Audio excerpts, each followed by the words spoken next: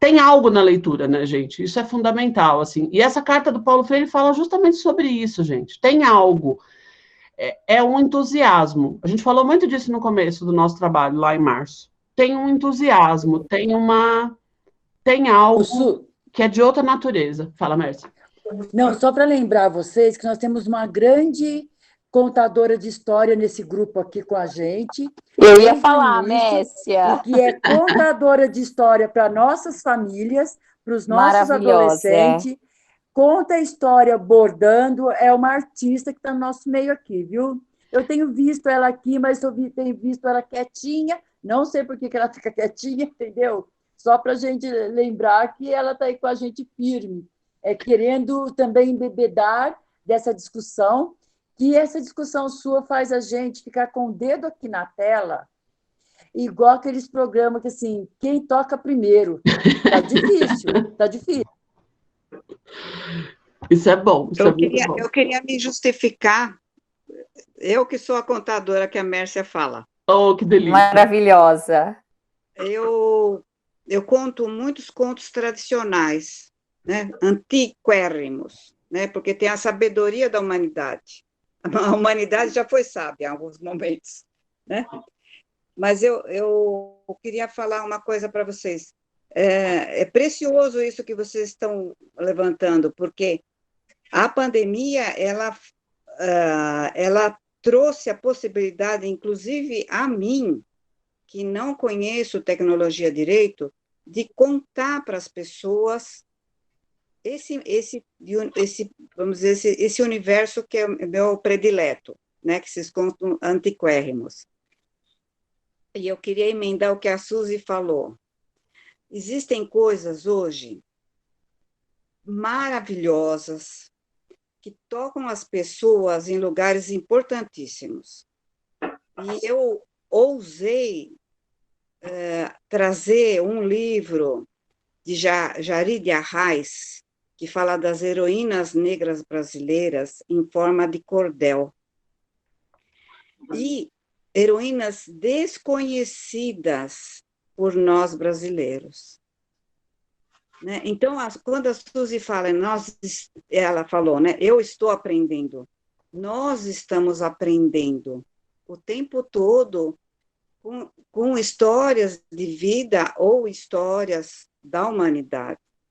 E é isso, só queria, desculpa ter falado muito. Imagina, não falou muito, pode falar mais. É impossível hoje, né? Então, eu fugi da minha tradição, né? E tenho tentado falar em forma de cordel, falando de heroínas negras brasileiras, desconhecidas pela grande maioria dos brasileiros. Não, com certeza. Tem muita coisa, gente. Isso a gente pode criar uma forma de ir compartilhando isso, assim, os coletivos começaram a organizar para poder levar isso para as crianças. Então, assim, começaram a traduzir materiais que foram produzidos fora. Muita gente começou a fazer para tentar suprir, né, um pouco dessa lacuna, né? A gente tem uma lacuna nessa maneira que a gente foi construindo as próprias narrativas, né? Tem muitas narrativas de muitos... E é muito importante, eu sempre falo uma coisa, gente, a gente luta muito pela diversidade, pensando na perspectiva ética, né? A gente tem que perceber que o mundo é múltiplo e que, portanto, não tem cabimento a gente conhecer o mundo apenas a partir de uma perspectiva. Mas a diversidade, ela é um elemento importante para a gente produzir conhecimento também. A gente fica burro quando a gente olha as coisas só de um ponto de vista. Leitura é para isso, né, gente? Leitura é para você aumentar o tamanho do seu mundo. Ô, Suzy, fala, só fazer um comentário, porque assim, eu fico vendo a biblioteca da escola, biblioteca comunitária. A gente tinha uma biblioteca lá no céu, tem uma biblioteca no céu também com um acervo muito bom. Assim, eu fico pensando, não falta acervo, sabe? A gente tem aí política, pelo menos tinha, até muito pouco tempo atrás, políticas de de manutenção de acervo, de criação de acervo com esses títulos, enfim, né, a gente vê que tem aí de uns anos para cá, realmente a criação literária não parou, e esses coletivos muito organizados, as editoras preocupadas também com esses títulos, e com essa forma, né, de apresentar a literatura para as crianças, enfim, dando conta dessa diversidade. O que falta para a gente, e que aí é uma questão muito complexa e muito profunda, e que tem muito a ver com tudo isso que a gente vem discutindo aqui, é a mediação. Né? O que falta para a gente é a condição objetiva da alfabetização. É muito importante, eu acho que escutar o Paulo Freire em várias das dimensões que ele traz nessa carta, né? Sobre a ousadia de ensinar, mas sobre a ousadia de aprender também. Acho que quando a Mércia traz hoje essa ideia, né, de que muitas vezes o jovem se sente intimidado, né, porque tem que ter ousadia para aprender, né? Todo aprendizado nos coloca numa situação de que a gente tem que enfrentar as nossas falhas, aquilo que a gente ainda não é, aquilo que a gente ainda não conseguiu. E todos nós passamos por isso, né, gente, o tempo todo, né? Então, acho que é muito importante a gente ver essa discussão. Então, eu não estou conseguindo ver todos vocês, ainda mais agora que está projetando, e vou pedir eu vou ler um pedaço e faço um comentário, e vou deixar quem do grupo quiser ler mais um pedaço ou mais um parágrafo, a própria pessoa pode comentar se quiser, algo do texto, algo relacionado, algo que lembrou, como vocês quiserem. Vamos ver até onde a gente consegue caminhar. E no finalzinho do nosso encontro, eu mostro para vocês o programa do curso como tá, para ouvir vocês mais um pouquinho, tá? Então, carta de Paulo Freire aos professores: ensinar, aprender. Leitura do mundo, leitura da palavra. Nenhum tema mais adequado para constituir-se em objeto desta primeira carta a quem ousa ensinar do que a significação crítica deste ato, assim como a significação igualmente crítica de aprender. É que não existe ensinar sem aprender. E com isso eu quero dizer mais do que diria se dissesse que o ato de ensinar exige a existência de quem ensina e de quem aprende. Quero dizer, de um lado, porque reconhece um conhecimento antes aprendido, e de outro, porque, observado a maneira como a curiosidade do aluno aprendiz trabalha para apreender o ensinando-se, sem o que não o aprende. O ensinante se ajuda a descobrir incertezas, acertos e equívocos. Então, assim, eu acho que o que nós falamos hoje no comecinho do nosso encontro, inclusive enfrentando esse termo, alfabetização, analfabetismo, e que talvez a gente precise, inclusive, mexer nesse conceito que já está tão cheio de elementos negativos, né? Analfabetismo, talvez a gente precise pensar em melhores formas de nomear, mas, ao mesmo tempo, pensar o quanto que o processo de aprendizagem, ele implica, né, nas incertezas, nos acertos, nos equívocos, e que, portanto, é um processo contínuo, né? Eu fico pensando se talvez um dos nossos equívocos em relação à alfabetização é justamente dizer que nós já estamos alfabetizados. Não parece um negócio meio esquisito? Quando eu contei para vocês essa maneira que eu comecei a falar lá no curso de leitura antirracistas e dizer que a gente está se alfabetizando, é porque eu tento colocar no outro patamar, né? Que a alfabetização não seria só o processo, então, de você decodificar letras, sílabas, palavras, mas de você ter mais elementos, né? E aí, vamos lá? Mais um pouquinho? Vamos escutar nosso Paulo mais um pouco? Quem que me ajuda agora no próximo parágrafo? Quem que está com vontade de ler? Eu vou ler. Então vai, minha flor. É o aprendizado, né? Isso. O aprendizado no ensinante ao ensinar não se dá necessariamente através da retificação, que o aprendiz lhe faça de erros cometidos.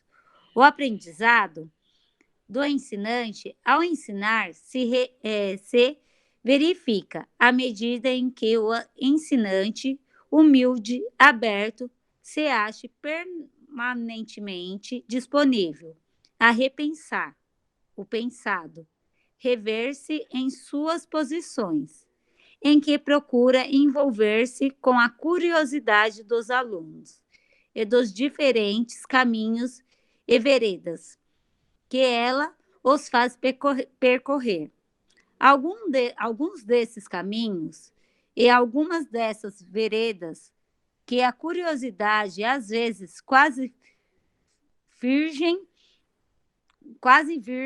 dos alunos, percorre, estão grávidas de sugestões, que perguntas que não foram percebidas antes do ensinante, mas agora, ao ensinar, não como uma burocrata da mente, mas reconstruindo os caminhos de sua curiosidade.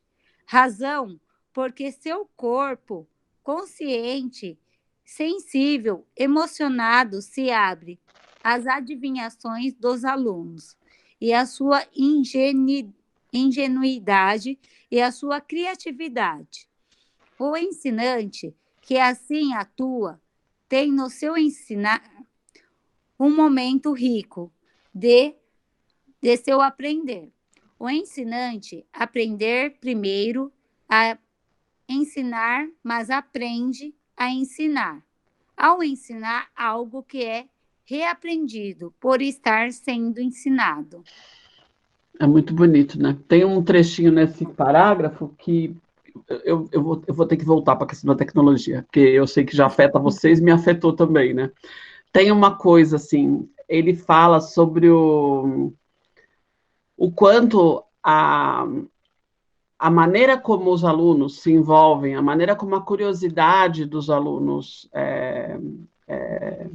envolvem, faz com que o educador envolva o seu corpo consciente, sensível e emocionado no processo educativo. Eu vou provocar vocês de novo com a tecnologia. Gente, qual corpo? Aqui eu sou só a cabeça. Vocês estão reparando que eu sou só a cabeça? Eu sou só a cabeça, gente. Eu juro que eu não dou aula só com a cabeça. Eu dou aula com o corpo inteiro. Eu nunca dei aula sentada na minha vida, gente. Eu sou professora há 25 anos, eu nunca consegui dar aula sentada. Sempre me irritou profundamente dar aula sentada. Ia dando um nervoso, eu tinha que levantar, eu tinha que andar, eu tinha que chegar perto dos alunos, eu tinha que... o corpo inteiro educa, né? Eu acho isso tão bacana, porque assim, eu nunca posso falar, não sei fazer, não posso e não dá, né? O que eu posso fazer, como vamos fazer, e quem pode ajudar, e fazer como? Eu acho essas perguntas, eu lembro que uma vez eu participei de uma palestra que a professora dizia o seguinte, ela falava alguma coisa do Paulo Freire, que ela dizia assim, ó, Paulo Freire relata também que o educador, ele sempre tem que ser um perguntador, né? Isso sempre ficou me gravado assim, então eu converso com a nossa equipe e falo, gente, nós temos que perguntar por quê disse, por que o menino não quis, e por quê, o que o menino quer falar, e por quê, porque eu vejo que, eu acho que é isso que está no texto, aí qualquer coisa esclarece, de quando fala o seguinte, é ter a mente aberta, né? De que eu estou aprendendo e estou ensinando ao mesmo tempo. Né? Então, é só lembrar que são movidos pelos desejos, né? Pela paixão de mudar, de querer se comprometer, de querer não colocar como algo estagnado. Obrigado. Isso me move, né? Eu acho que isso que ele faz a gente apaixonar pelo Paulo Freire, né? Porque ele coloca sempre a gente nessa condição de perguntador, condição de não parar, condição de falar que não sabe, né? Então, eu acho que isso é legal. Com certeza. E acho que todo o texto vai carregando essa dimensão da relacionalidade, né? Somos seres de relação. Isso é muito importante. E é muito importante que a gente não transforme essa relação com a nossa relação com a tecnologia. A tecnologia ela tem que ser mediadora, pode ser, né, mediadora de relações humanas, mas a nossa relação não é com a tecnologia. Então, a tecnologia não é o fim do processo, ela pode ser mediação para algo. Basta isso, gente, a gente já resolve 90% dos problemas, assim. Eu acho que a gente está vivendo um momento bem confuso quanto a isso, mas eu tenho confiança que a gente vai conseguir se desenrolar. Isis, desce um pouquinho mais aí, eu vou ler o próximo parágrafo, depois a gente vê se alguém quer ajudar. Ó, o fato, porém, de que ensinar... Aí depois alguém ajuda no próximo, tá? Só vou ler para ir dividindo. O fato, porém, de que ensinar ensina o ensinante a ensinar um certo conteúdo, não deve significar de modo algum que o ensinante se aventure a ensinar sem competência para fazê-lo. Muita gente interpreta o Paulo Freire bem errado nesse quesito, né, gente? Muitas pessoas acham que como o ensinante, que no caso seria o professor, ou o educador, a educadora, aprende ensinando, então que pode chegar lá e falar, e aí, gente? Né? Vamos lá? Não, não é assim, né? A gente tem um compromisso, né? Todos temos compromisso. Eu aprendo ao ensinar, mas eu também preciso ter algo para levar, né? É uma relação, né? Não o autoriza a ensinar o que não sabe. A responsabilidade ética, política e profissional do ensinante lhe coloca o dever de se preparar, de se capacitar, de se formar antes mesmo de iniciar sua atividade docente. Essa atividade exige que sua preparação, sua capacitação, sua formação... Desce um pouquinho, Isis, por favor. Se tornem processos permanentes. Essa é a grande discussão de formação continuada, né, gente? Que também é bem mal compreendida, né? Sua experiência docente, se bem percebida e bem vivida, vai deixando claro que ela requer uma formação permanente do ensinante. Formação que se funda na análise crítica de sua prática. Isso também é muito bonito, gente, porque, assim, surgiram muitas coisas, né, em torno disso. Então, ele nem fala de formação continuada, ele fala de formação permanente e fala de que a gente sempre faça uma análise crítica da nossa parte e não tira a responsabilidade do educador, né, de saber aquilo que vai levar. Não importa que eu vou aprender, gente, eu tenho que... Se eu estou aqui me propondo a fazer um trabalho de educador, eu tenho que saber alguma coisa para poder ensinar. Isso não é arrogância, é obrigação, né? A gente precisa ter algo para dar. Acho que uma aula, uma roda de conversa, algo que você vai levar para um grupo é uma obra que você prepara. Isso é muito importante. Acho que tem muita gente que leva o Paulo Freire para outros caminhos e certamente ele não merece, porque não foi o que ele quis dizer. Quem me ajuda na próxima?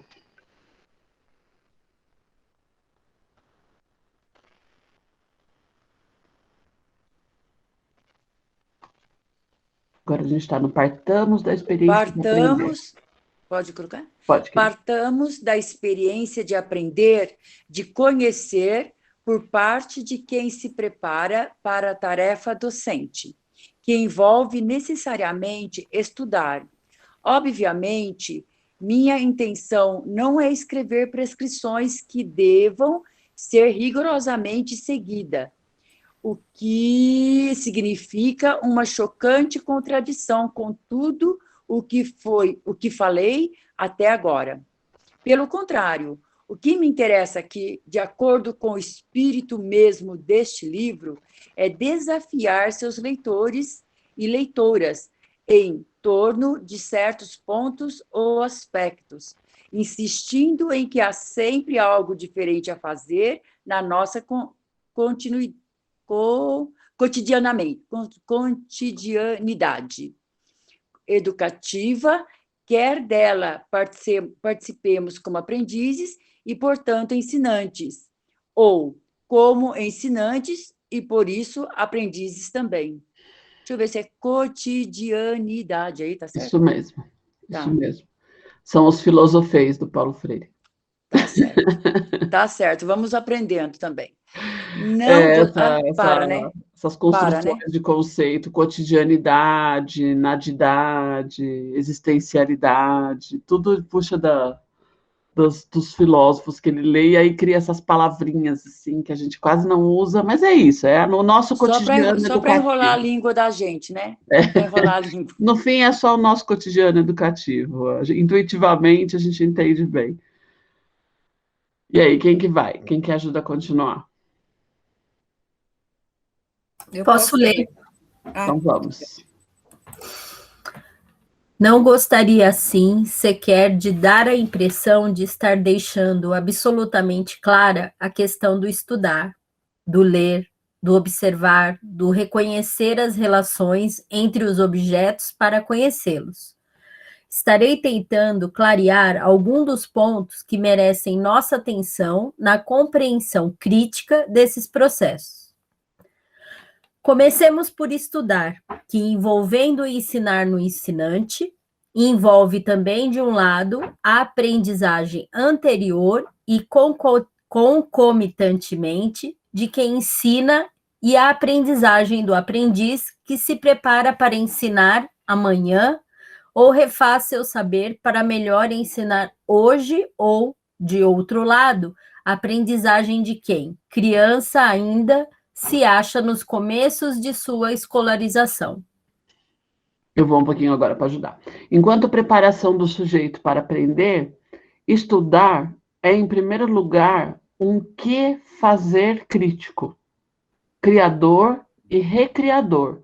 Não importa que eu nele me engaje através da leitura de um texto que trata ou discute um certo conteúdo que me foi proposto pela escola, ou se o realizo partindo de uma reflexão crítica sobre um certo acontecimento social ou natural, e que, como necessidade da própria reflexão, me conduz à leitura de textos que minha curiosidade e minha experiência intelectual me sugerem ou que me são sugeridos por outros.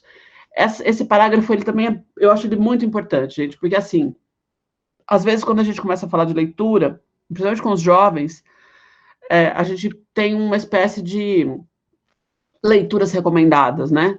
Livros recomendados, coisas que se deve ler, né? E, na verdade, o Paulo Freire aqui está chamando a atenção, sim, uma leitura pode ser feita a partir de uma leitura que foi proposta. Acabei de mostrar aqui os livros para vocês, né? Mas não precisa necessariamente ser, porque o próprio ato de ler, ele já, em si mesmo, ele já resguarda todo esse processo, né? Poderia ser uma curiosidade qualquer do jovem, e a partir daí, ou do jovem, ou do adulto, ou da criança, não importa, e a partir da curiosidade, uma leitura que atenda aquela curiosidade, né? Eu até hoje, gente, o aluno chega e fala, eu estou lendo o autor A, autor C, autor D, não importa o que eu acho sobre o autor, eu sempre falo, que ótimo, você está gostando? Ah, que legal. Porque eu acho que o importante é ele estar lendo, antes de qualquer coisa. Ele precisa estar em contato com o livro, ele precisa estar em contato com a leitura, ele precisa estar dentro desse universo. E aí, com isso, você já tem uma possibilidade, né, de entrar numa discussão. Quem que vai agora? Estamos no assim. Posso ir? Pode. Enquanto? É o assim. É enquanto? Eu estou Sim. perdido agora. Assim, em nível de uma posição crítica, a quem não dicotomiza o saber do senso comum do outro saber, mais sistêmico, de maior exatidão, mas de busca de uma síntese dos contrários, o ato de estudar implica sempre o de ler, mesmo que neste não se esgote. De ler o mundo, de ler a palavra, e assim ler a leitura do mundo anteriormente feita. Mas ler não é puro entretenimento, nem tampouco um exercício de memorização mecânica de certos trechos do texto. Se, na verdade, estou estudando e estou lendo seriamente, não posso ultrapassar uma página se não conseguir, com relativa clareza, ganhar sua significação.